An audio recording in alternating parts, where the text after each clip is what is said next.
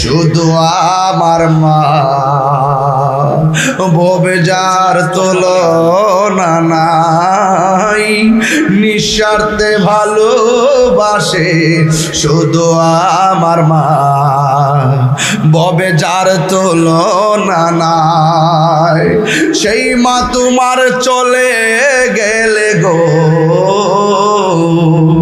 সেই মা তোমার চলে গেলে সার হইব কান্দন। এই জগতে কেউ হবে না মায়েরই মতো, এই জগতে কেউ হবে না মায়েরই মতো। মা তোর আপন কইর যতন, মা তোর আপন কইর যতন, মা অমূল্য ধন। এই জগতে কেউ হবে না মায়েরই মতো, এই জগতে কেউ হবে না মায়েরই মতো। এবার মা ডাক দিয়া কয় নবী গো, ও মায়ের নবী আমি কেন হাসছি জানেননি? কয় কেন? কয় আমি কেন হাসছি জানেননি? কয় কেন? আমার জাদুমণি যখন আমার পেটের ভিতরে ছিল আমার কাছে বড় শান্তি লাগছিল। পুলা আমার লাথি মারতো কিন্তু আমি অনেক ব্যথা পাইতাম। আমি মনে মনে ভাবতাম লাথিতে ব্যথা পাইলেও আমার পুলা তো পেটের ভিতরে জিন্দা আছে, আমার কাছে বড় আনন্দ লাগতো। আবার যখন পোলাটা লাথি দিত না চুপ বয়া যাইত, মনে মনে ভাবছিলাম মনে হয় যেন পোলাটাকে পেটের মধ্যে ময়রা পইরা রয়েছে কিনা, এই জন্য বড় চিন্তা করতাম। আমার পোলা আমার লাথি মারলো, আমার লাথিটা বড় ভালো লাগতো। এমন ভাবে আমি রাতের ঘুম হারাম করছি লাথি খাইয়া, আবার সাদের খাবার জিব্বার খাবার সাইডা দিছি লাথি খাইয়া। আমি যখন আমার পোলা যখন 10 মাস 10 দিন হয়ে গেল, আমি যখন প্রসবের ঘরে গেলাম, দাইমারা কইছে কি জানেননি? আমি নাকি বেহুশ হয়ে গেছিলাম। এরপরে সন্তান নিয়ে নাকি আমি বড় আনন্দিত হয়ে গেছিলাম।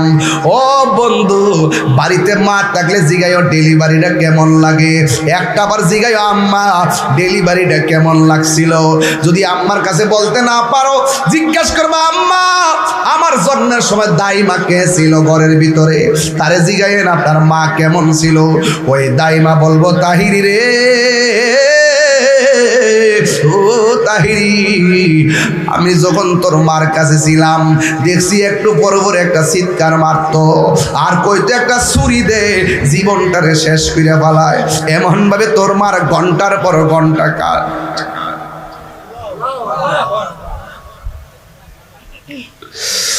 মায়ের একদার দুধের দাম কাটিয়া গায়ের চাম, বাপস বানাইল ঋণ সুদ হবে না। এমন দরদি হবে কেউ হবে না আমার মা গো, এমন দরদি হবে কেউ হবে না আমার মা গো।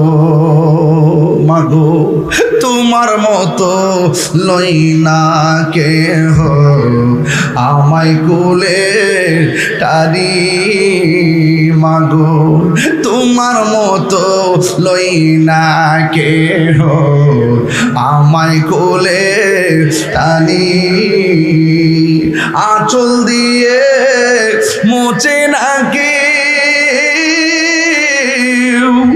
আঁচল দিয়ে মুছে না কেউ আমার চোখের পানি।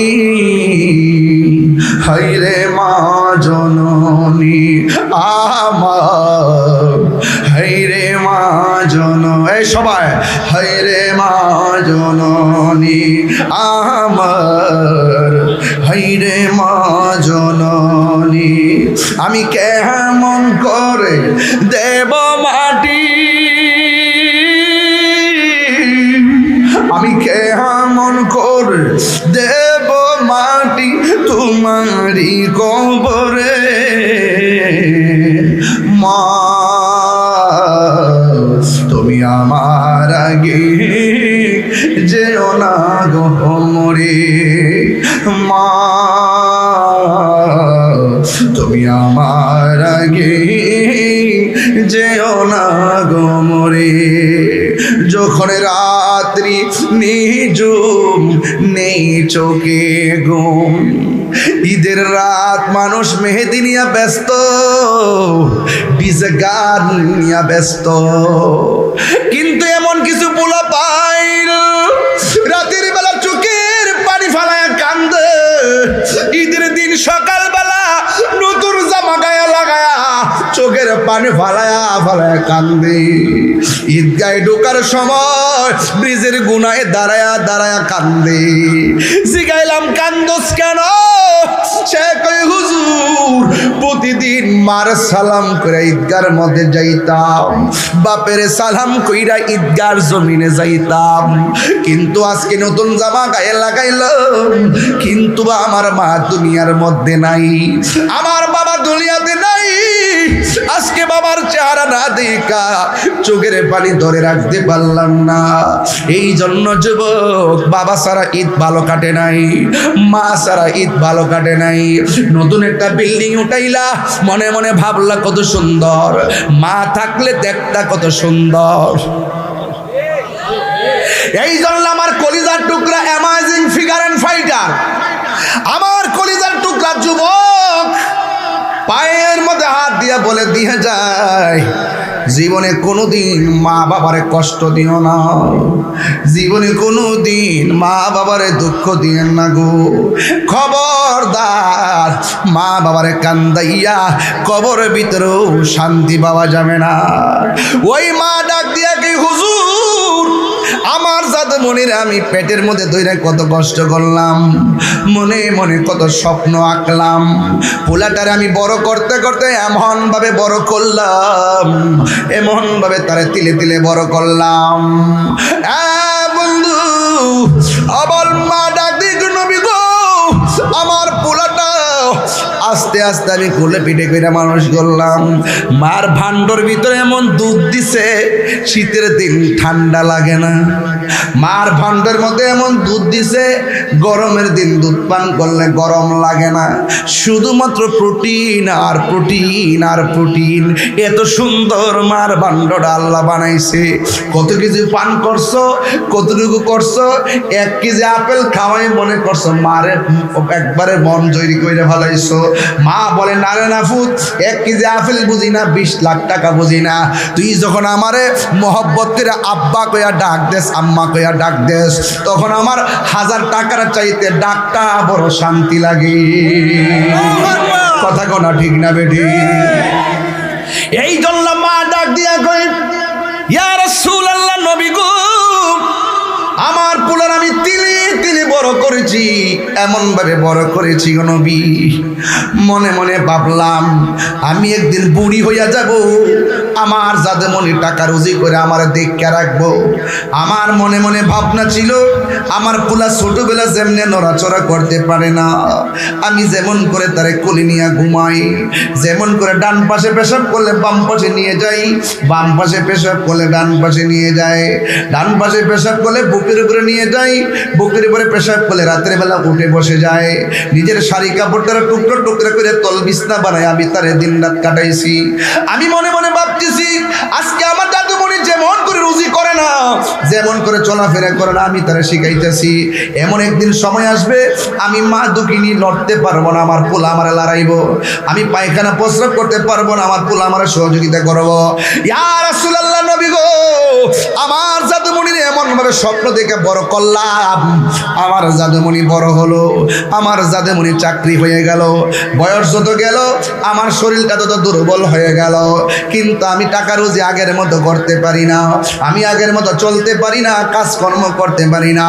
ইয়া রাসূলুল্লাহ, নবী, আমার জাদুমণি বড় হওয়ার পর আমার খবর আর নেই না।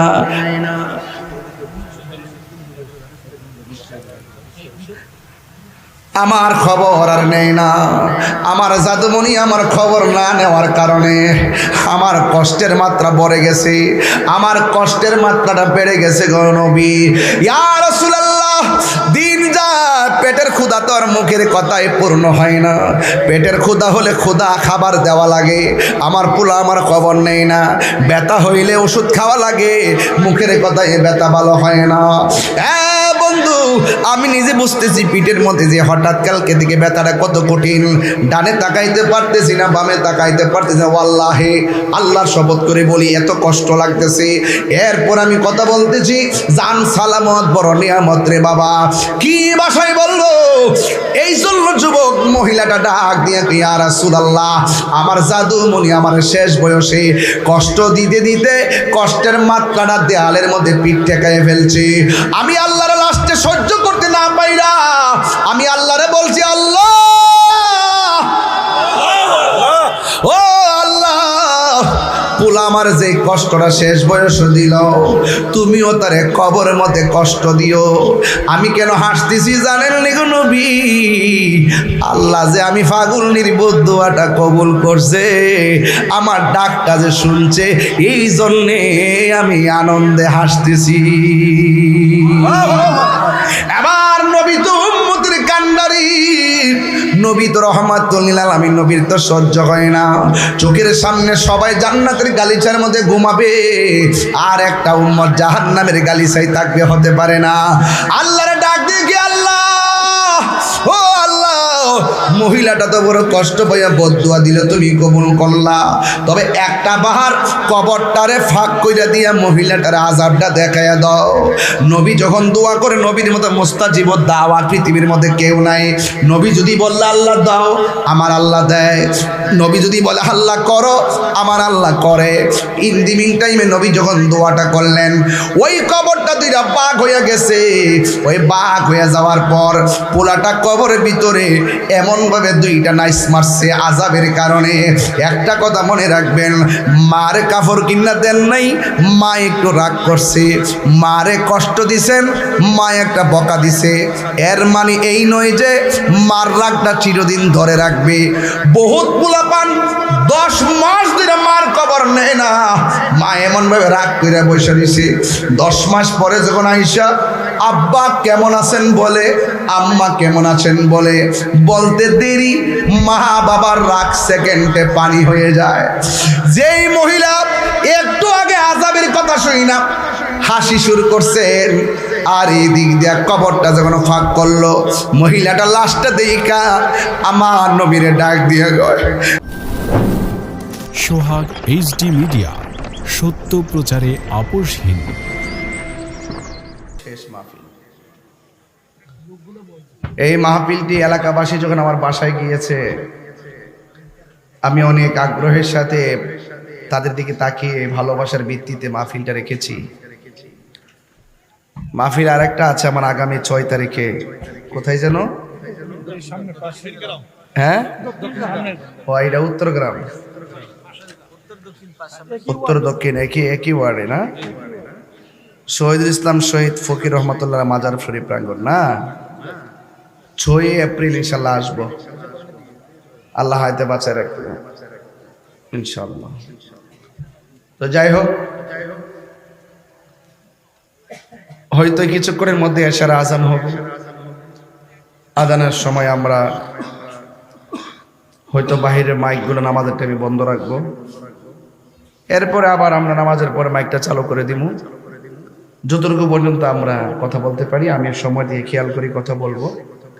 আর আমরা আজকের এই এলাকার যে মসজিদ, অনেক সুন্দর মসজিদ, আমরা এই মসজিদে হয়তো নামাজে ওয়াজের পরে আমরা এই মসজিদে জামাতটা পড়তে পারবো, যেহেতু মাঠ এবং মসজিদ কাছাকাছি, পরামর্শ করে নিলেও নিতে পারি। বলেন মসজিদটা কার ঘর?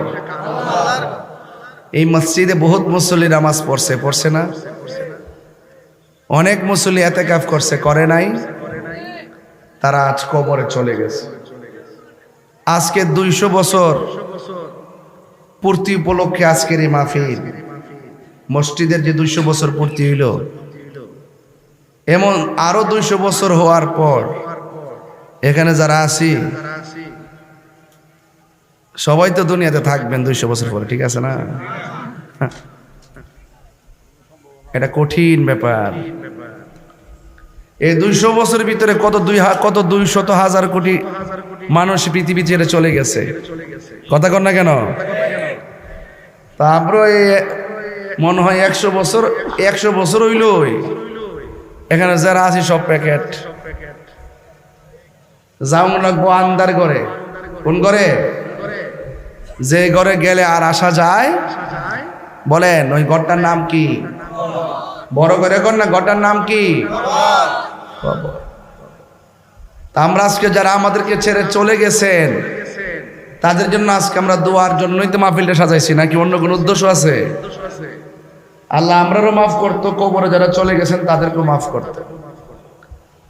তো এলাকাবাসীদেরকে আমি অনুরোধ করে বলি, মাইকের আওয়াজ যেহেতু আপনাদের কানে গেছে, দয়া করে আপনারা সবাই মাহফিলে চলে আসুন। এই তো মাহফিল কিন্তু পরিবেশ হয়ে গেছে এই মুহূর্তে, মোটামুটি ওয়াজের পরিবেশ কিন্তু হয়ে গেছে, হয়েছে না? আর একটু পরে তো দেখবেন একটা ঠেলা পড়ছে, মাইকজন ধরে লেছি তাই রোজের আওয়াজ জন গ্রামও গেছে, মানুষকে ঘর বয়ে তার সুযোগ আছে। কারণ এরা তো ভক্ত, এরা নবীর জন্য রক্ত দিতে রাজি আছে, কথা কন ঠিক না বেটে?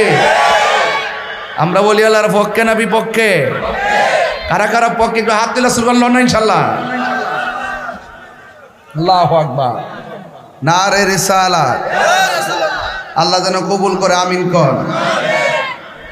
যাই হোক, এই মসজিদে যারা জানে মালে, এই মসজিদে যারা জানে মালে সহযোগিতা করছেন, আল্লাহ যেন সবার জীবনে গুনাহ মাফ করে, বলুন আমিন। তা আমি বলছিলাম, রসুল বলছেন কবর কাহার জন্য জাহান্নামের গর্ত, আবার কাহার জন্য জান্নাতের টুকরা। অহন জাহান্নামের গর্ত হবে কার জন্য, জান্নাতের টুকরা হবে কার জন্য, এগুলো তো একটু বোঝার দরকার, জানারও দরকার। দুনিয়াতে থাইকা যদি আমরা আখিরাতকে ব্যাত করতে না পারি, তাইলে দুনিয়া থাকার কোনো অর্থ। এই দুনিয়াটা হলো আখিরাতের কৃষিক্ষেত। বেঈমান মনে করে দুনিয়াটা বালাখানা, আর ইমানদার মনে করে দুনিয়াটা জেলখানা। বেঈমানের কাছে আজরাইল আসলে বেঈমানকে আমার একটু সুযোগ দাও, নামাজের বাকি আছে। আর ইমানদারের কাছে যখন আজরাইল আসে তখন ইমানদার বলে তাড়াতাড়ি লইয়া যাও, আমার আর দুনিয়া ভাল লাগে না। আল্লাহ এবং নবীর সঙ্গে দিদারের জন্য মনটা পাগল হয়ে রয়েছে। তো এই জন্য আপনারা যারা এসেছেন, আমরা কি ইমানদার না বেঈমান? ইমানদার। আজকের এই মাহফিল এমন আছে কাহার জন্য জীবনের শেষ মাহফিল হতে পারে। আমি আপনাদের খেদমতে শুধু এতটুকু আরজ করব, আল্লাহ আমাদেরকে বানাইছে একমাত্র তার গোলামি করার জন্যে।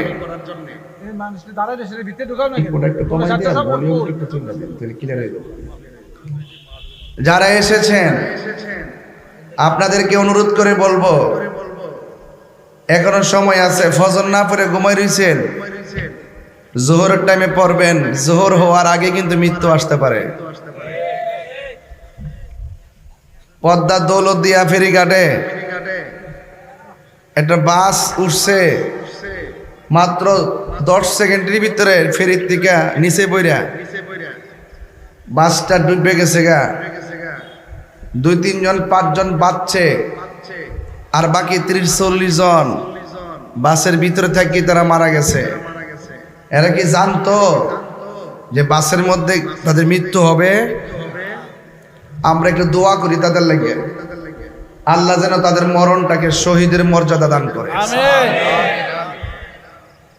আমার ভাইয়েরা, আজকের মাহফিলটা এমন হতে পারে কাহারও জন্য জীবনের শেষ মাহফিল। নিঃশ্বাসের কোনো বিশ্বাস, নিঃশ্বাসের কোনো বিশ্বাস নাই। আল্লাহ পাক কোরআনে কারিমের মধ্যে বলছেন, ইন্নাহু হুয়া ইউবদিউ ওয়া ইউঈদ। আল্লাহ বলছেন, নিশ্চয়ই আমি তোমার শুরুর মালিক, আমি তোমার শেষের মালিক। আল্লাহ আমরা শুরু করছে জন্ম দিয়া, শেষ করব মৃত্যু দিয়া। মৃত্যুর বড় আরেকটা জীবন আছে না নাই? এই বন্ধু সেই বন্ধু, যত বন্ধুই বলেন, কবরের ভিতরে নবী ছাড়া কোনো উপায় নাই, হাসরের ময়দানে রসুল ছাড়া কোনো উপায় নাই। এখন আপনারা উত্তর গ্রামের মানুষ, বুড়িচঙ্গের মানুষ, আপনারা সবাই একটা নজরে একটা আওয়াজে বলেন যে কবরে কি ছবি না নবী? ফুলাফন্ডি কই? এ আমার ফুলাফন্ডি কই আসিনি না আসিনি হাতলা দেয়। কবর কি ছবি না নবী? ছবি দেখাইব নবী রে? ছবি তোমার দেখাইব, তোমার বাইরে ছবিটা নাইব। যারা বিশ্বাস করে নবী সশরীরে কবরে থাকবেন তারা হলো সুন্নি। যারা বিশ্বাস করে হাসরের মাঠে আমার নবী আমাদের জন্য সুপারিশ করবেন তারা হলো সুন্নি। যারা নবীর শাফাত মানে না এরা কখনো সুন্নি হতে পারে না। ঠিক না বেটি? আজকে আমার সমাজে অনেকে বলে কবরে নাকি নবী আসতে পারবে না। বুড়িচং আর কবর মদিনা বহুত দূরে, ওখান থেকে নাকি নবী দেখার ক্ষমতা নাই। আরে মগা, তোর লাগে মদিনা দূরে, মদিনাওয়ালার জন্য বুড়িচং দূরে না। হ্যাঁ, ইন্নাল্লাহা জাওয়ালিয়াল আরদু ফারাআইতু মাশারিকাহা ওয়া মাগারিবাহা। আল্লাহ পাক আমার নবীর জন্য দুনিয়াটার এত ছোট করে দিয়েছেন, নবী হাতের তালুর মধ্যে সব দেখতে পারে। তুমি না কইতাছ নবী মেরাজে গেছে আর আইছে, আর দলিলে প্রমাণ করতেছে 27 বছর কাটাই দিছে। হ্যাঁ, কয় বছর?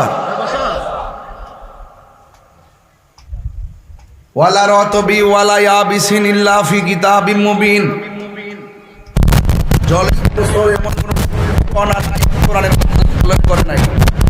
কথা কোন ঠিক না বেঠে? এই কোরআনটা আমার নবীর উপরে নাজিল করছে কেডা? হ্যাঁ, আল্লামাকা মালাম তাকুন তালাম, জানা অজানা সব নবীর সিনার মধ্যে ঢাইলা দিছে কেডা? আর রহমান আল্লামাল কোরআন,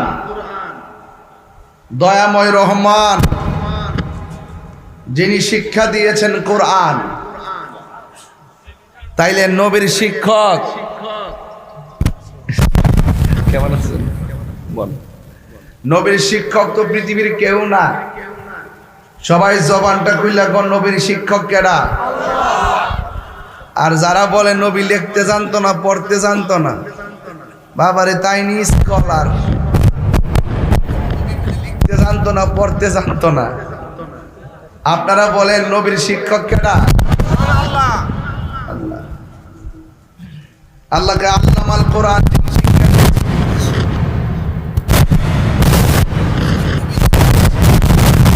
শিক্ষক কেডা?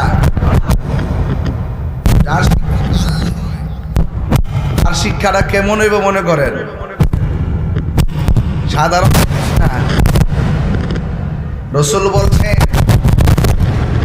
যে আল্লাহ আমাকে এমন কিছু জানাইছে যেটা অন্য কেউ জানে না। এমন কিছু আল্লাহ দেখার ক্ষমতা দিছে অন্য কেউ দেখে না। এমন কিছু শোনার ক্ষমতা দিছে অন্য কেউ শুনে না। তাহলে নবীজিকে দেখা শোনার ক্ষমতা দিছে কেডা? আল্লাহ কোরআনে কয় ওয়া ইয়াস্তাবিল আহইয়া ওয়ালাল আমওয়াত, যারা মুর্দা যারা জিন্দা তারা এক না। ওয়া ইয়াস্তাবি সমান না, যারা জিন্দা যারা মুর্দা তারা এক না। জিন্দা মানুষ মাহফিল থেকে উইটটা মসজিদে নামাজ পড়বো, মুর্দা মানুষ কবর থেকে উইটটা মসজিদ আইতার তো না। এটা মালিকের ঘোষণা।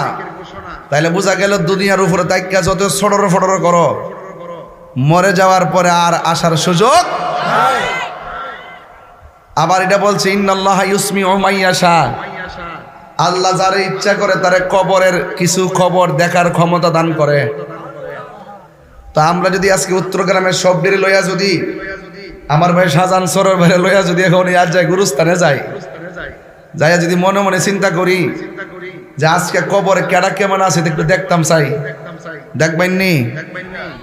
কবর যে কান্তাছে চিল্লাইতেছে আওয়াজ শুনবেন নি, তাইলে বোঝা গেল কবর আওয়াজ শোনার ক্ষমতা সবার নাই। দুইটা জাতি কবর আযাব শুনতো না, গায়রা সাকালাইন, হাদিস শরীফের ভাষা হলো গায়রা সাকালাইন। এই সাকালাইন যত জায়গাতে আসবে দুইটা জাতিকে বোঝায়, একটা হলো জিন আর একটা হলো মানুষ। কারণ ওয়ামা খালাকতুল জিন্না ওয়াল ইনসা ইল্লা লিয়াবুদুন, কে সৃষ্টি করেছেন তার ইবাদতের জন্য।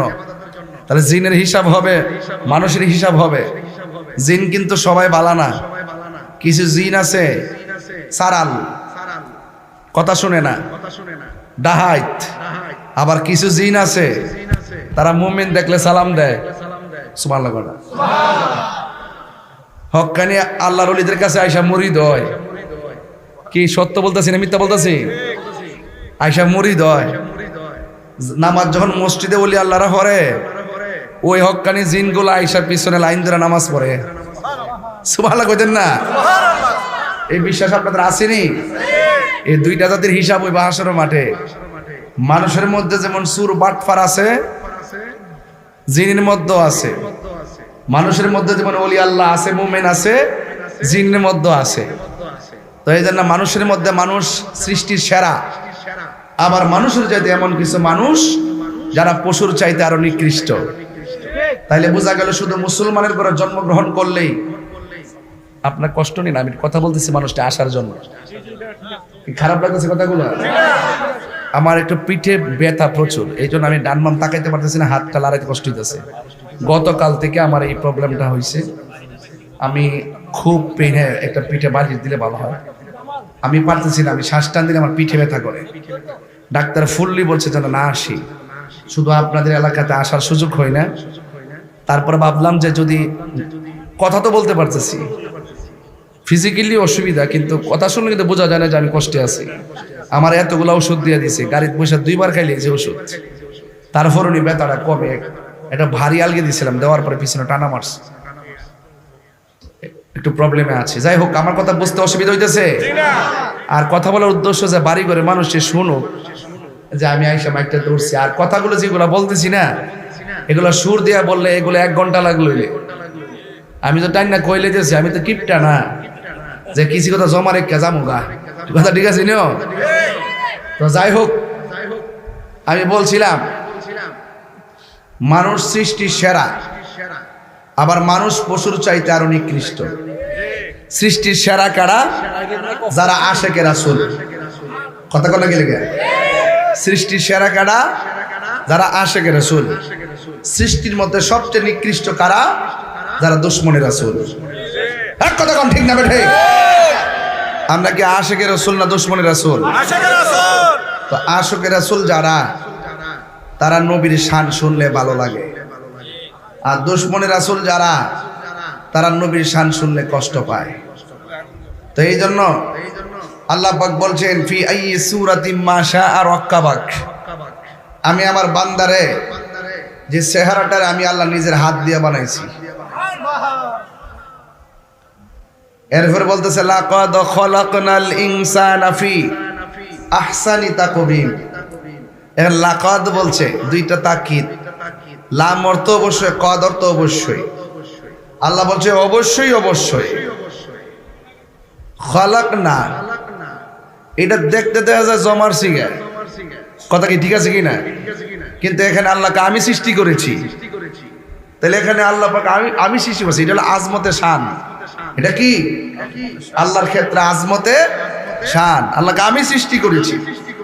ইনসানা, মানুষকে, ফি আহসানি তাকবীম। আহসান এটা ইসমে তাবদিলের সিগা। হাসান অর্থ সুন্দর, আহসান অর্থ হইল অধিক সুন্দর। আমি আল্লাহ মানুষকে অতীব সুন্দর নমুনায় সৃষ্টি করেছি। তা আপনার কাছে অমুকের মাইয়াটা কালা লাগতে পারে, আল্লাহকে তোর কাছে যারে কালা লাগে আমি তারে বড় মহব্বত করে বানাইছি। তাহলে বোঝা গেল ধনী দরিদ্র, সাদা কালো, বাইকটা লম্বা, মোটা চিকন, এগুলো নিয়ে তিরস্কার করা যাবে না। কারণ এটা সব কার? আল্লাহ পাক কোরআনের মধ্যে বলছেন কাইফা তাকফুরুনা বিল্লাহি ওয়া কুনতুম আমওয়াতান ফাআহইয়াকুম। সুম্মা ইউমীতুকুম সুম্মা ইউহয়ীকুম সুম্মা ইলাইহি তুরজাউন। আমি আল্লাহ মানুষকে নির্জীব থেকে সজীব করেছি। তুমি ছিলে পানি। উত্তর গ্রামের বাবারা বলুন তো, আমরা ছিলাম কি? পানিটারে রক্তের ফুটা বানাইছে কেডা? রক্তটারে গোশতের ফুটা বানাইছে কেডা? গোশতের টুকরা থেকে দেহ বানাইছে কেডা? ভিতরে রড ঢুকাইছে কেডা? রড কিতা? হ্যাঁ মাগো, রড দিছি না। রড ঢুকাইছে কেডা? বিল্ডিং এর সিমেন্ট আর বালু দিলি কিতা বিল্ডিংটা টিকে যাবো গা? রড লাগবো নি? তাহলে ফাউন্ডেশন দিয়ে বাইঙ্গা হুক করতে পারবো? সাত দিতে গেলে লাগেনি রড? লাগে। আচ্ছা, আস্তে আস্তে আস্তে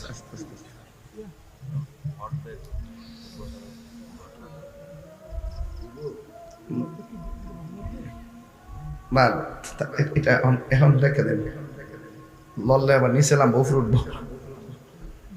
আল্লাহ যে সুস্থতা দাম কত দেখছেন নি? ওয়াশ করে ঠেললে লাই না, আর হন ঘাটটা লাগাইতে পারতেছি না। আল্লাহ যেন সুস্থ করে, আমিন কন। এটা হঠাৎ করে হয়েছে গতকাল। যাই হোক, কথা বলতেছি তো আমি বলছিলাম কি, খুব মনোযোগ দিয়েন। আমি বলছিলাম ওই কথাটাই যে আল্লাহ পাক ভিতরে কি ঢুকাইছে। গতকাল গেছিলাম বাড়ি অঞ্চল, পরশুদিন। গতকাল ওয়াজ করি নাই, ব্যথা খুব বেশি ছিল। বাড়ি অঞ্চল যাওয়ার পরে আমার যখন স্পিড বোর্ড রিসিভ করছে, সবাই হাঁটতেছে আর কি। দেখলাম সবার সবদের হাত এমনে যা এমনে যা, এমনি কিন্তু হাঁটে না কেউ। এমনে যা এমনে যা, মানে কি অটোমেটিক সৃষ্টি করছে, কি সুন্দর লড়তাছে আপনি, কি ফিনিশিংটা দিছে এই জায়গাটার ভিতরে। আর ওখানে আমি আজকে হাঁটা লাগাতে পারতেছি না, আমাদের আটকাই দিছে, আমাদের লড়তাছি যে পারতাছি না কিন্তু।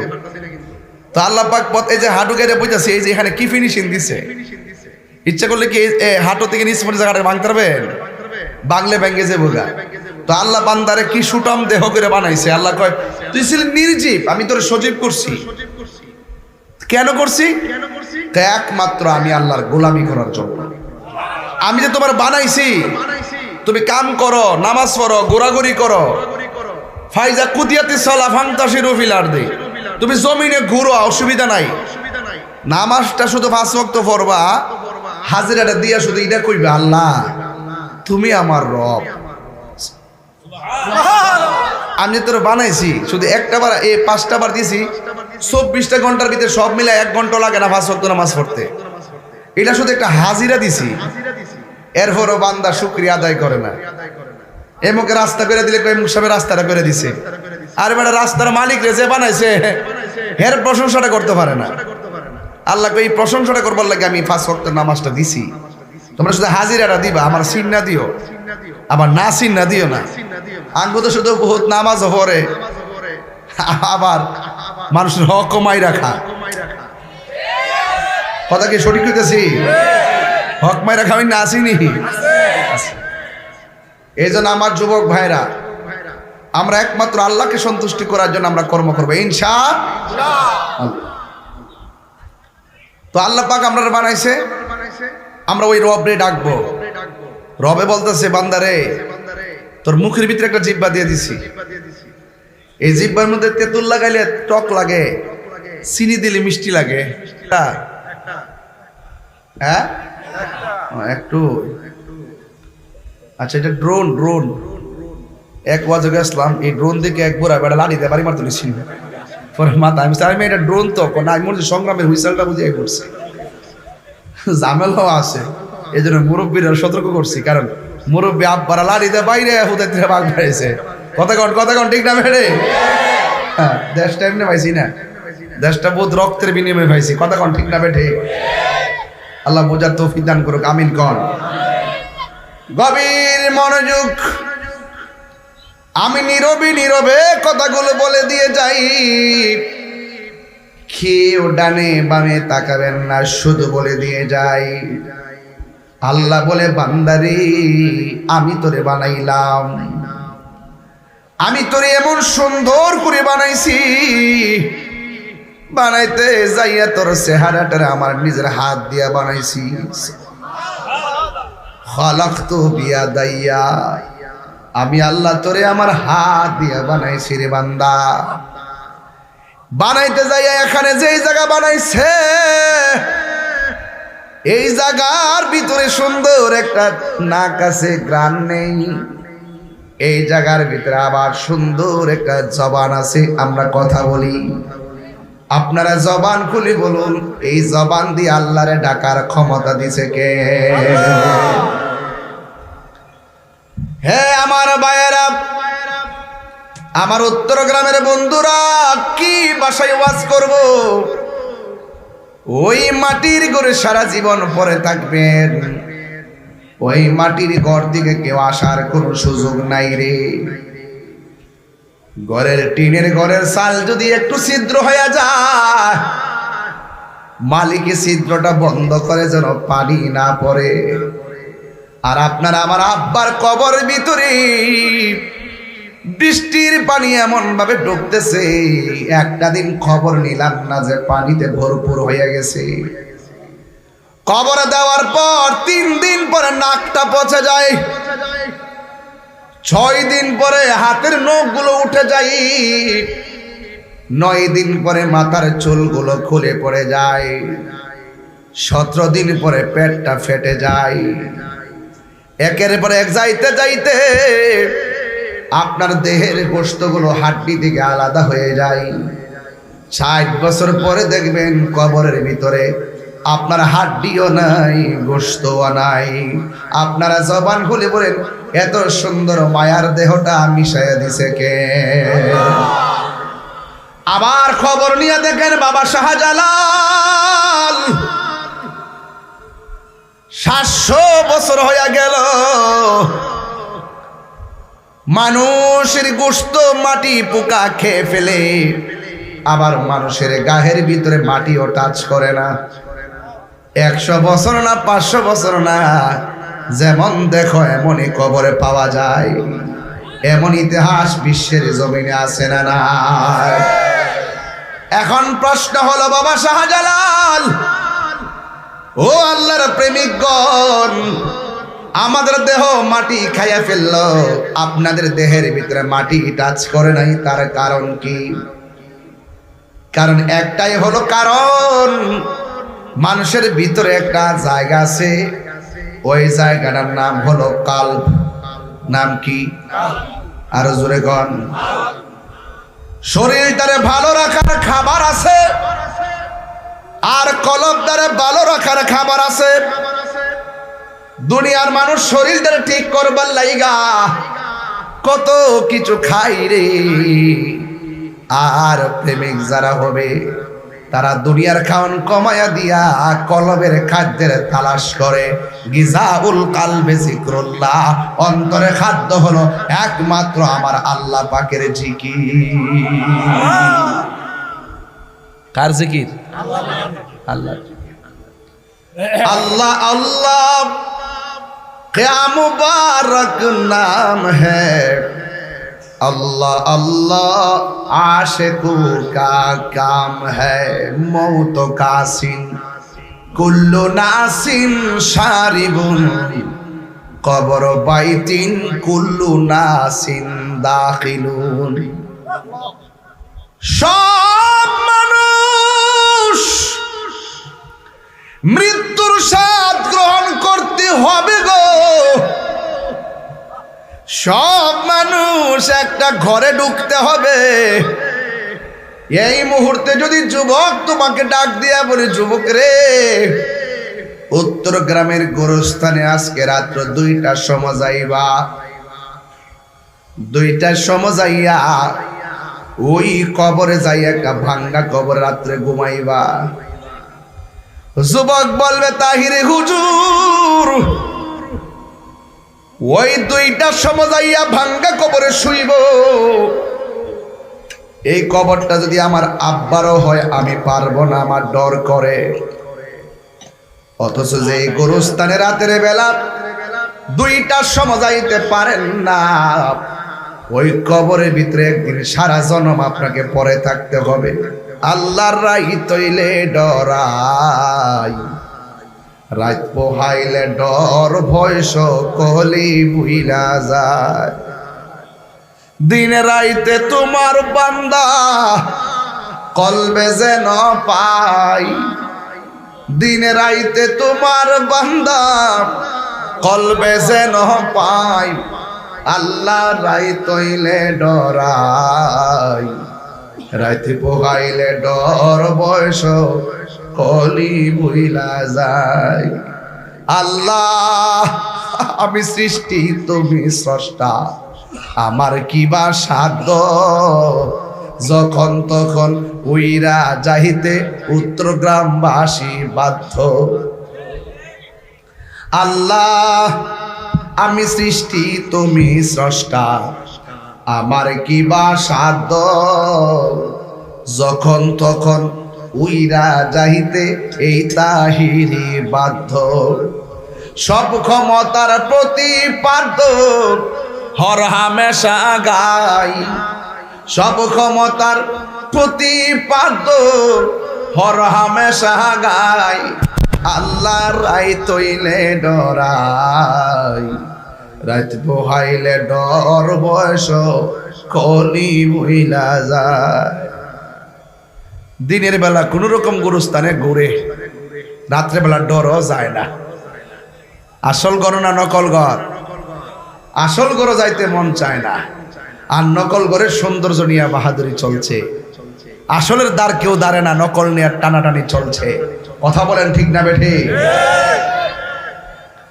আমার যুবক ভাইয়েরা, আমি বলেছি ওই ঘরে যেতে হবে। আমার নবী আপনার নবী বলেন, আমি যখন মেরাজে গিয়েছি আল্লাহ আমাকে অনেক আযাব দেখাইছে, অনেক কিছু দেখাইছে। আমি দেখলাম সব চাইতে কঠিন আযাব হলো কবরের আযাব। এই কবর আযাব এমন, উত্তর গ্রামের প্রত্যেকটা গুরুস্থানে মানুষ বাঁচাও বাঁচাও বলে কাঁদতেছে, কিন্তু আমরা মানুষ শোনার কোনো ক্ষমতা নাই।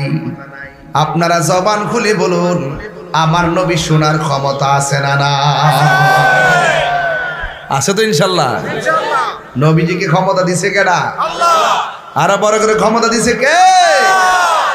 কোনো সন্দেহ নাই। নবীরে ভালোবাসা যান, কাজে লাগবো ইনশাআল্লাহ। গভীর মনোযোগ। আমার নবী আপনার নবী রহমাতুল লিল আলামিন বলেন, এই কবরে জনম জনম মানুষ আযাবে থাকবে, আবার এই কবরে জনম জনম মানুষ আরামে ঘুমায়া থাকবে।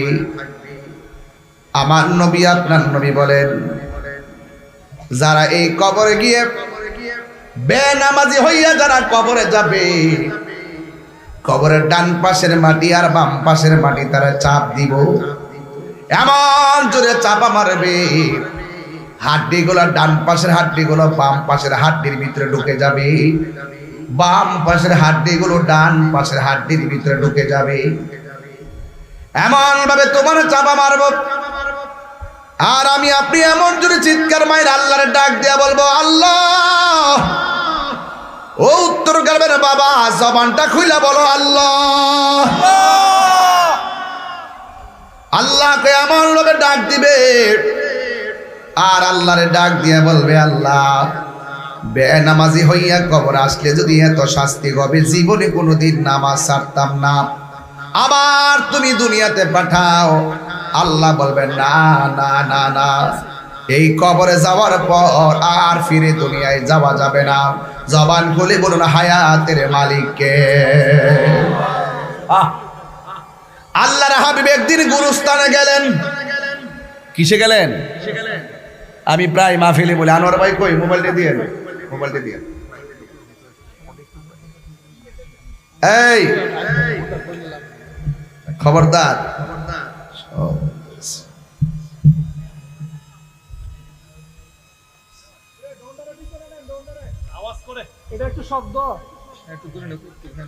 আমার যুবক ভাইয়েরা,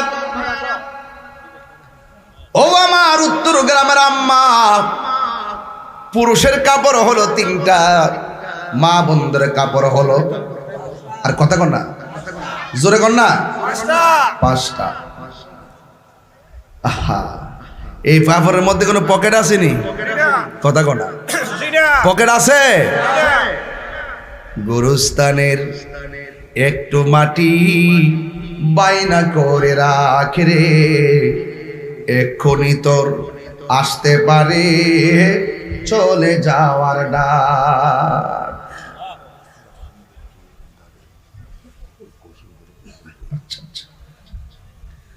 বাবা, আমার যুবক ভাইরা যারা দাঁড়াইতেছেন, আপনারা বয়ে যান গে, আস্তে আস্তে দেখেন সুন্দর হয়ে যাবে পরিবেশটা। হ্যাঁ, সবাই বয়ে যান, তাহলে সুন্দর হইব ইনশাআল্লাহ। আল্লাহ যদি দয়া করে আপনারা, আল্লাহ যাতে বসার তৌফিক দান করে আপনাদেরকে, আমিন কর। গোরস্থানের একেটো মাটি বায়না করে রাখে রে, এখনই তোর আসতে পারে চলে যাওয়ার ডাক। ওরে মন,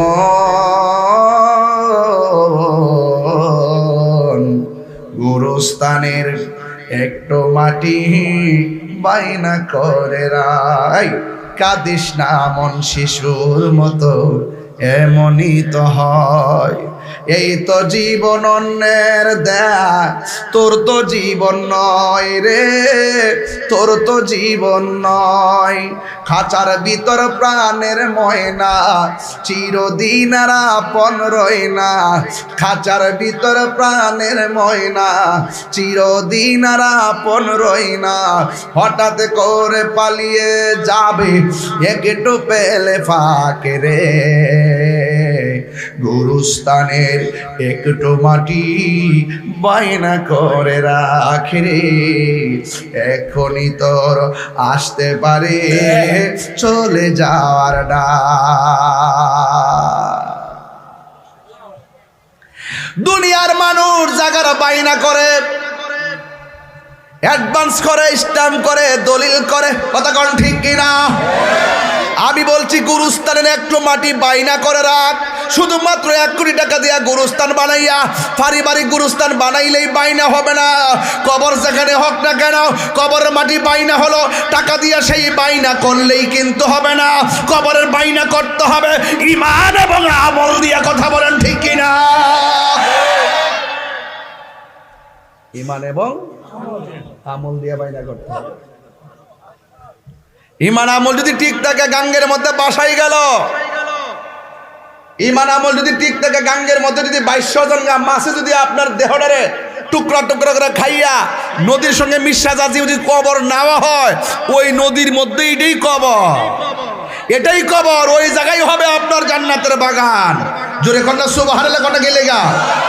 ঈমান আমল যেখানে থাকে, বিদেশ থাকলেও দাম আছে, দেশে থাকলেও দাম আছে, রাত্রে থাকলেও দাম আছে, দিনে থাকলেও দাম আছে। আপনি যে কোনো গুরুস্থানে আপনার ঈমান আমল যদি ঠিক থাকে, আপনার কবরে আল্লাহ পাক নূরের বাতি জ্বালায় থাকে। ওয়া শিরিল্লাযিনা আমানু ওয়া আমিলুস সালিহাতি আন্না লাহুম জান্নাতিন তাজরি মিন তাহতিহাল আনহার। জান্নাতের শুভ সংবাদ তাদের জন্য যারা নেক আমল করে, যারা ইমানদার, কথা বলেন ঠিক কিনা? ইমান তো উত্তরগ্রাম বাজারে কিনতে পাওয়া যায়। আয় হায়, এদের সহজ জিনিস না। ইমানের বাজারে আগুন লেগে গেছে গা। আঙ্গুদের সাথে কয়েকদিন আগে যারা আন্দোলন করছে, ওনারা করে না। ইরান যুদ্ধ নিয়ে কত কাহিনী চলতেছে, আর আন্দোলন নাই, শেষ। চেয়ার ফাইলেছে না, চেয়ার ফাইলে সব শেষ। আমরা সে কিছু মৌলবী আছে, বান্ডেলের লাগে নাইস মারে, বান্ডেল দিলে ঠান্ডা হয়ে যায়। খালি পারছে না, কিন্তু আমরা সুন্নিরা ওই কথা কন্টি রাউস না মারো।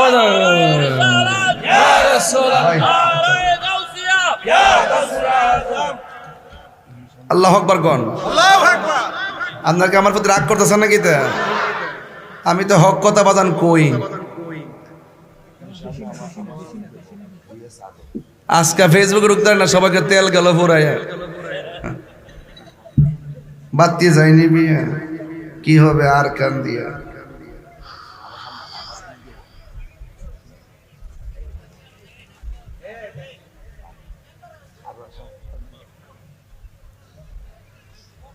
শুধুমাত্র মোটরসাইকেলের লাইন, বাইকের লাইন ধরছে, বাসের লাইন ধরছে, ট্রাকের লাইন ধরছে। এখন আর কেউ আর আন্দোলন করে না।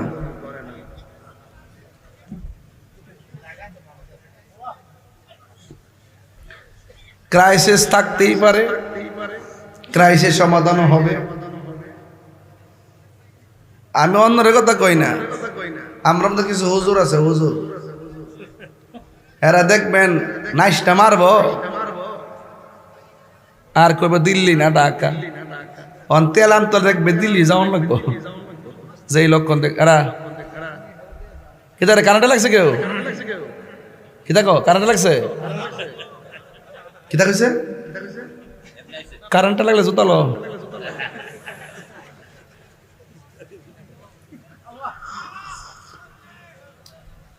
কিতা কস রে, জয় মোমবাতি না? হ্যাঁ রে বলা হয়, মোমবাতি আসিনি এলাকা জ্বালাই দিয়েছি ইনশাল্লাহ। এটা সুন্নিদের জাতীয় প্রতীক, কথা কন ঠিক না বেঠে? আর সাথে করছিলাম চালাকি করে লয়ে গেছিল, কোন অসুবিধা নাই। আমার ফুলাফান্ডি কই? এই ফুলাফান্ডি জাগলে বাংলাদেশ জেগে যায়, কথা বলে ঠিক কিনা বলো? আচ্ছা আমি সিলেক্ট অসুস্থ, একটু হিসাব মিলাই কথা কইতাছি, কোন সময় কোন ঘটনা ঘটে। কই জানি গেছিলাম বাবা, ওয়াশটা লই না, কই গেছিলাম?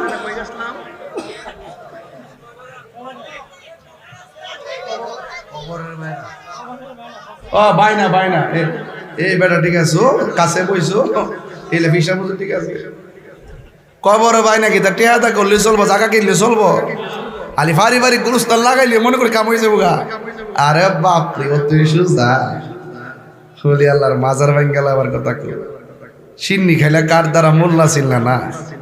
এই যে সৌলি আল্লাহ না আইলে এবারে লেংটি ভর্তা, আর ওই অলি আল্লাহর মাজার ভাঙ্গার কথা কও।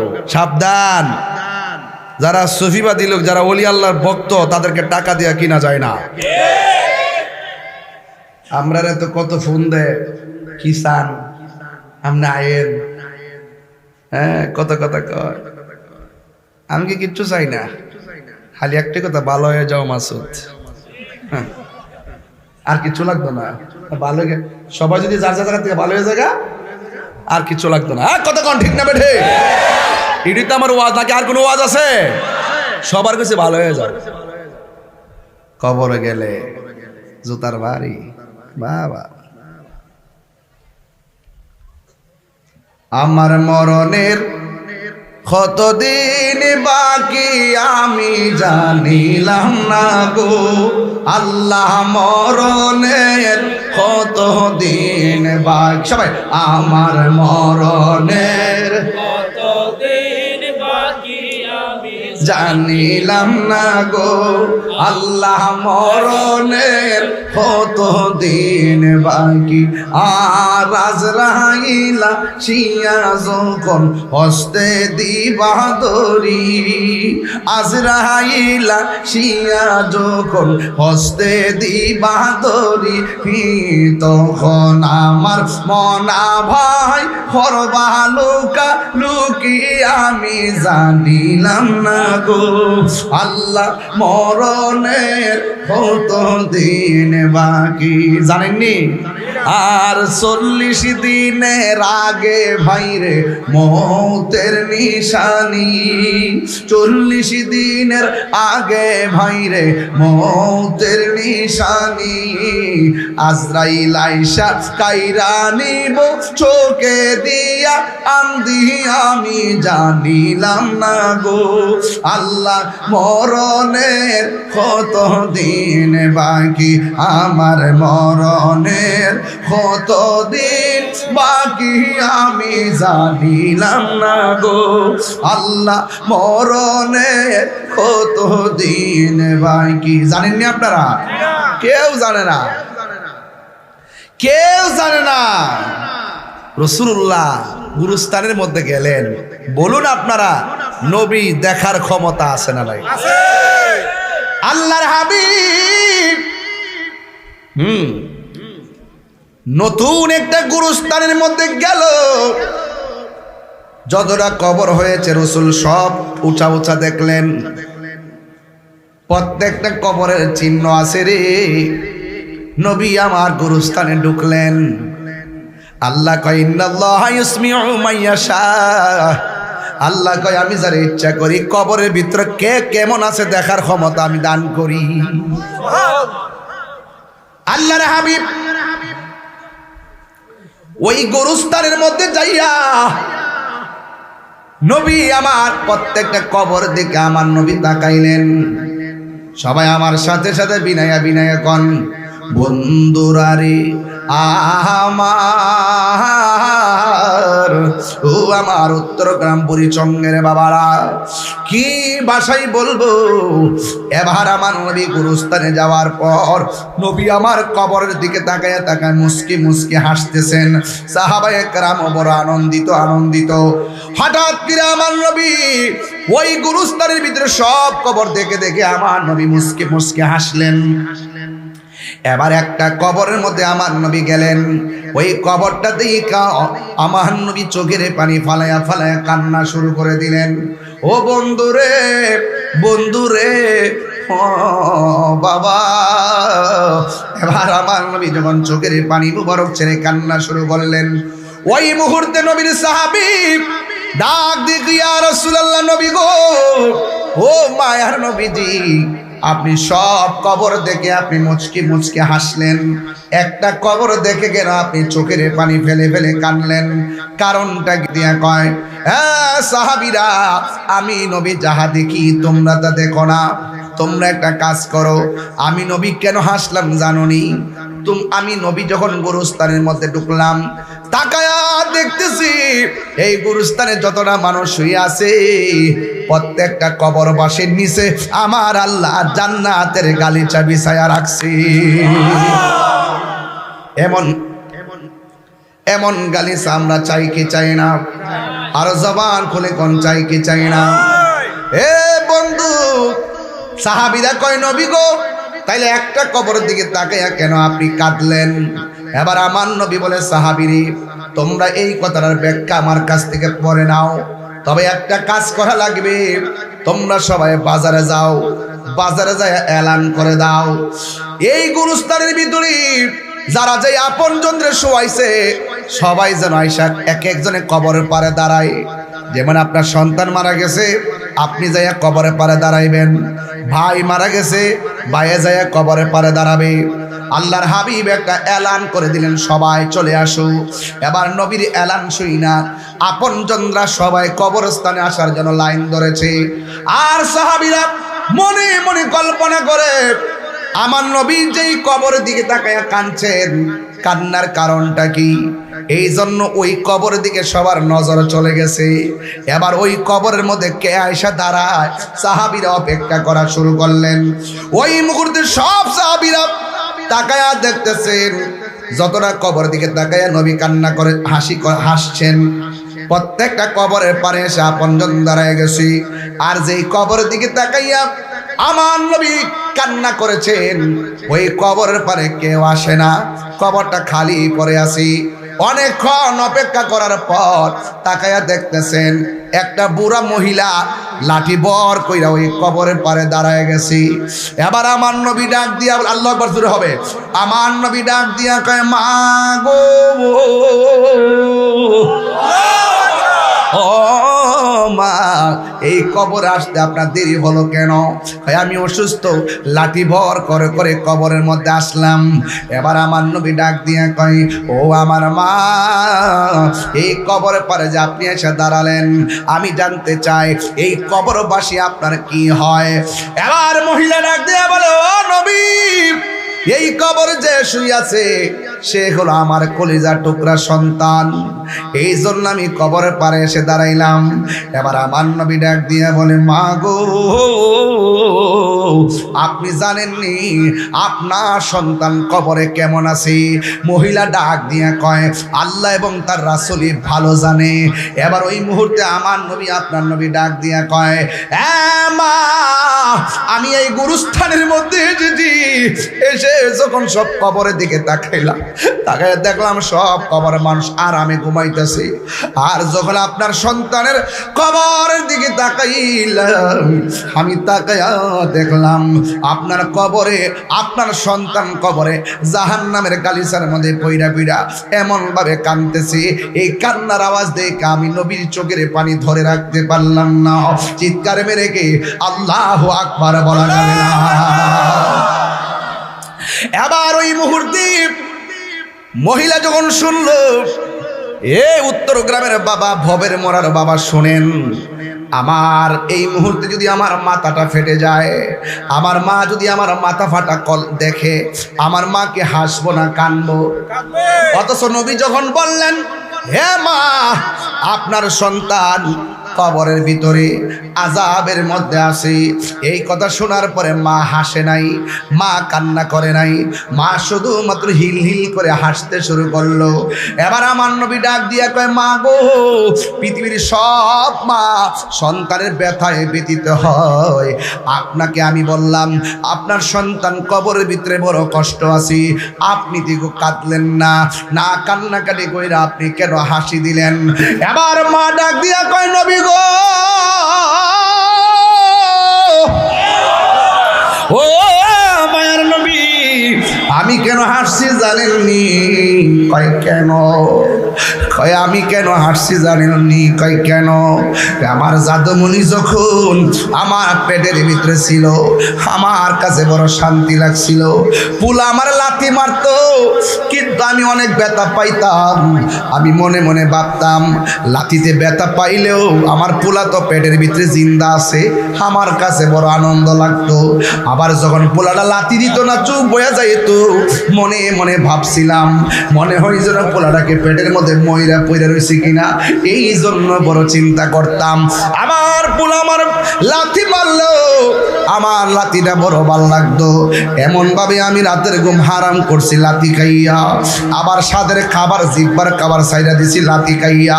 আমি যখন আমার পোলা যখন 10 মাস 10 দিন হয়ে গেল, আমি যখন প্রসবের ঘরে গেলাম, দাইমারা কইছি কি জানেননি? আমি নাকি বেহুশ হয়ে গেছিলাম। এরপরে সন্তান নিয়ে নাকি আমি বড় আনন্দিত হয়ে গেছিলাম। ও বন্ধু, বাড়িতে মা থাকলে জিগাইও ডেলিভারিটা কেমন লাগে, একটা বার জিগাইও আম্মা ডেলিভারিটা কেমন লাগছিল। যদি আম্মার কাছে বলতে না পারো, জিজ্ঞাসা করবা, আম্মা আমার জন্মের সময় দাইমা কে ছিল ঘরের ভিতরে, তারে জিগাইয়েন আপনার মা কেমন ছিল। ওই দাইমা বলবো, তাহিরি রে, ও তাহিরি, আমি যখন তোর মার কাছে ছিলাম, দেখছি একটু পর পর একটা চিৎকার মারতো, আর কইতো একটা ছুরি দে, জীবনটারে শেষ করে ফেলায়। এমন ভাবে তোর মার ঘন্টার পর ঘন্টা কাট।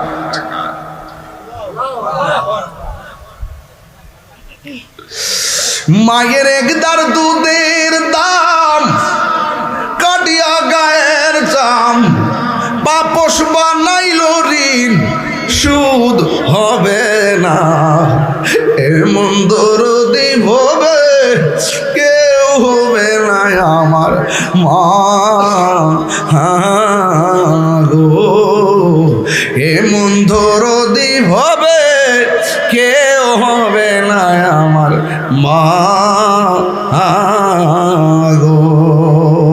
মাগো তোমার মতো লই না কেহ আমায় কোলে টানি, মাগো তোমার মতো লই না কেহ আমায় কোলে টানি।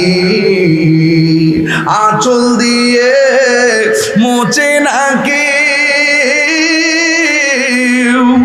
আঁচল দিয়ে মুছে না কেউ আমার চোখের পানি।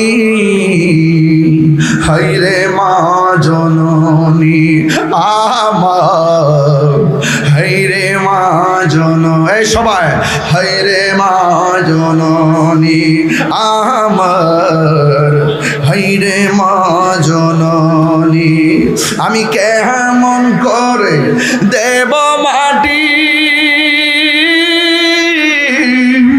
আমি এমন করে দেব মাটি তোমারি কবরে মা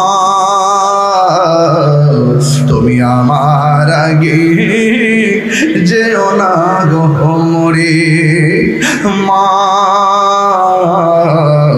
তুমি আমার আগে যেও না গো মরে যখন রাত্রি নিজুম নেই চোখে ঘুম ঈদের রাত মানুষ মেহেদি নিয়ে ব্যস্ত ডিজে গান নিয়ে ব্যস্ত কিন্তু এমন কিছু পোলা পাইল রাতের বেলা চোখের পানি ফালায় কান্দে ঈদের দিন সকালবেলা নতুন জামা গায়ে লাগায়া চোখের পানি ফালায়া ফালায়া কান্দে ঈদগায় ঢোকার সময় ব্রিজের গুনায় দাঁড়ায়া দাঁড়ায়া কান্দে জিগাইলাম কান্দোস কেন সে কই হুজুর প্রতিদিন মার সালাম করে ঈদগার মধ্যে যাইতাম বাপের সালাম কইরা ঈদগার জমিনে যাইতাম কিন্তু আজকে নতুন জামা গায়ে লাগাইলাম কিন্তু আমার মা দুনিয়ার মধ্যে নাই আমার বাবা দুনিয়াতে নাই আজকে বাবার চেহারা না দেখা চোখের পানি ধরে রাখতে পারলাম না এই জন্য যুবক বাবা সারা ঈদ ভালো কাটে নাই মা সারা ঈদ ভালো কাটে নাই নতুন একটা বিল্ডিং উঠাইলা মনে মনে ভাবলা কত সুন্দর মা থাকলে দেখতা কত সুন্দর এই জন্য আমার কলিজার টুকরা অ্যামাজিং ফিগার এন্ড ফাইটার আমার কলিজার টুকরা যুবক পায়ের মধ্যে হাত দিয়া বলে দিয়ে যায় জীবনে কোনোদিন মা বাবারে কষ্ট দিও না জীবনে কোনোদিন মা বাবারে দুঃখ দিয়েন না গো খবরদার মা বাবারে কান্দাইয়া কবরের ভিতরেও শান্তি পাওয়া যাবে না ওই মা ডাক দিয়া কি হুজুর আমার জাদুমণির আমি পেটের মধ্যে ধরে কত কষ্ট করলাম মনে মনে কত স্বপ্ন আঁকলাম পোলাটারে আমি বড় করতে করতে এমন ভাবে বড় করলাম এমন ভাবে তারে তিলে তিলে বড় করলাম বন্ধু আবার মা ডাক দিয়ে নবী গো আমার পোলাটা আস্তে আস্তে আমি কোলে পিঠে করে মানুষ করলাম মার ভান্ডর ভিতরে এমন দুধ দিছে শীতের দিন ঠান্ডা লাগে না মার ভান্ডের মধ্যে এমন দুধ দিছে গরমের দিন দুধ পান করলে গরম লাগে না শুধুমাত্র প্রোটিন আর প্রোটিন আর প্রোটিন এত সুন্দর মার ভান্ডটা আল্লাহ বানাইছে কত কিছু পান করছো কতটুকু করছো 1 কেজি আপেল খাওয়াই মনে করছো মারে একবারে মন জয়ী করে ভালাইছো মা বলে না রে নাফুত 1 কেজি আপেল বুঝি না 20 লাখ টাকা বুঝি না তুই যখন আমারে মহব্বত করে আব্বা কইয়া ডাক দেস আম্মা কইয়া ডাক দেস তখন আমার 1000 টাকার চাইতে ডাকটা বড় শান্তি লাগে কথা কোনা ঠিক না বেটি এই জন্য মা ডাক দিয়া কই ইয়া রাসূলুল্লাহ নবী গো আমার পুলার আমি তিলে তিলে বড় করেছি এমন ভাবে বড় করেছি গো নবী মনে মনে ভাবলাম আমি একদিন বুড়ি হইয়া যাব আমার জাদুমণি টাকা রুজি করে আমার দেখে রাখবো আমার মনে মনে ভাবনা ছিল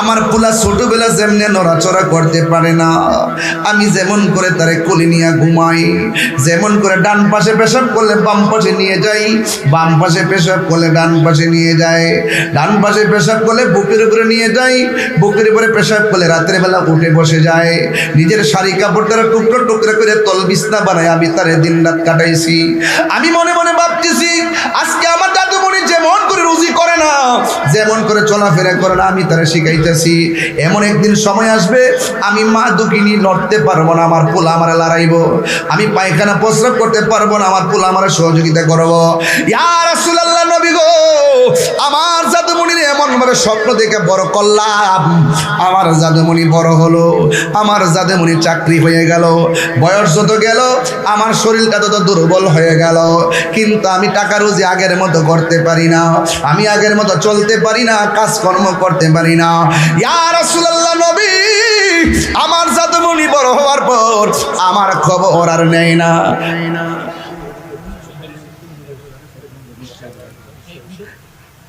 「আমার খবর আর নেই না। আমার জাদুমণি আমার খবর না নেওয়ার কারণে আমার কষ্টের মাত্রা বেড়ে গেছে, আমার কষ্টের মাত্রাটা বেড়ে গেছে গো নবী। ইয়া রাসূলুল্লাহ, দিন যায় পেটের ক্ষুধা তো আর মুখের কথায় পূর্ণ হয় না। পেটের ক্ষুধা হলে ক্ষুধা খাবার দেওয়া লাগে, আমার পোলা আমার খবর নেই না।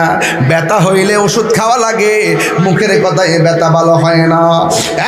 বন্ধু, আমি নিজে বুঝতেছি পিঠের মধ্যে যে হঠাৎ কালকে দিকে ব্যথাটা কত কঠিন। ডানে তাকাইতে পারতেছি না, বামে তাকাইতে পারতেছি না। ওয়াল্লাহি, আল্লাহর শপথ করে বলি, এত কষ্ট লাগতেছে। এরপর আমি কথা বলতেছি, জান সালামত বড় নিয়ামত রে বাবা। কি ভাষায় বললো, এই জন্য যুবক মহিলাটা ডাক দিয়ে, ইয়া রাসূলুল্লাহ, আমার জাদুমণি আমার শেষ বয়সে কষ্ট দিতে দিতে কষ্টের মাত্রাটা দেয়ালের মধ্যে পিঠ ঠেকায় ফেলছে। আমি আল্লাহর লাস্টে সহ্য করতে না পাইরা আমি আল্লাহরে বলছি, আল্লাহ, ও আল্লাহ, পোলা আমার যে কষ্টটা শেষ বয়স দিল, তুমিও তারে কবরের মধ্যে কষ্ট দিও। আমি কেন হাসতেছি জানেন নি গো নবী? আল্লাহ যে আমি ফাগুলনির বদুয়াটা কবুল করছে, আমার ডাকটা যে শুনছে, এই জন্যে আমি আনন্দে হাসতেছি। এবার নবী তো উম্মতের কান্ডারি, নবী তো রহমাতুল লিল আলামিন, নবীর তো সহ্য হয় না। চোখের সামনে সবাই জান্নাতের গালিচার মধ্যে ঘুমাবে, আর একটা উম্মত জাহান্নামের গালিচায় থাকবে, হতে পারে না। আল্লাহরে ডাক দিয়ে কি, আল্লাহ, ও আল্লাহ, মহিলাটা তো বড় কষ্ট পাইয়া বদদুয়া দিল, তুমি কবুল করলা। তবে একটা বাহার কবরটারে ফাঁক কইরা দিয়া মহিলাটারে আযাবটা দেখাইয়া দাও। নবী যখন দোয়া করে, নবীর মতো মুস্তাজিব দাওয়া পৃথিবীর মধ্যে কেউ নাই। নবী যদি বললে আল্লাহ দাও, আমার আল্লাহ দেয়। নবী যদি বলে আল্লাহ করো, আমার আল্লাহ করে। ইন দি মিন টাইমে নবী যখন দোয়াটা করলেন, ওই কবরটা দুইটা বাঘ হইয়া গেছে। ওই বাঘ হইয়া যাওয়ার পর পোলাটা কবরের ভিতরে এমনভাবে দুইটা নাইস মারছে আযাবের কারণে। একটা কথা মনে রাখবেন, মারে কাপড় কিনা দেন নাই, মা একটু রাগ করছে, মারে কষ্ট দিছেন, মা একটা বকা দিছে। এর মানে এই নয় যে মার রাগটা চিরদিন ধরে রাখবে। বহুত পোলাপান 10 মাস ধরে মার খবর নেয় না, মা এমনভাবে রাগ করে বসে দিছে। 10 মাস পরে যখন আইসা আব্বা কেমন আছেন বলে, আম্মা কেমন আছেন বলে, বলতে দেরি, মা বাবার রাগ সেকেন্ডে পানি হয়ে যায়। যেই মহিলা একটু আগে আযাবের কথা শুনি না হাসি শুরু করছেন, আর এই দিক দিয়া কবরটা যখন ফাঁক করলো, মহিলাটা লাশটা দেখা আমার নবীরে ডাক দিয়ে গয়, ইয়া রাসূলুল্লাহ, নবী গো, আমি যদি আগে জানতাম এমন ভাবে বদদুয়া দিলে আমার আল্লাহ আমার পোলাটারে এমন ভাবে আগুন দেয়া জ্বালাইব, জীবনেও আমি বদদুয়া দিতাম না, জীবনেও আমি বদদুয়া দিতাম না। ইয়া রাসূলুল্লাহ, ও নবী গো, আমার আল্লাহর কন্যা, আমার আল্লাহ যেন আমার জাদুমণির কবরটাতে নূরের বাতি জ্বালায় দে।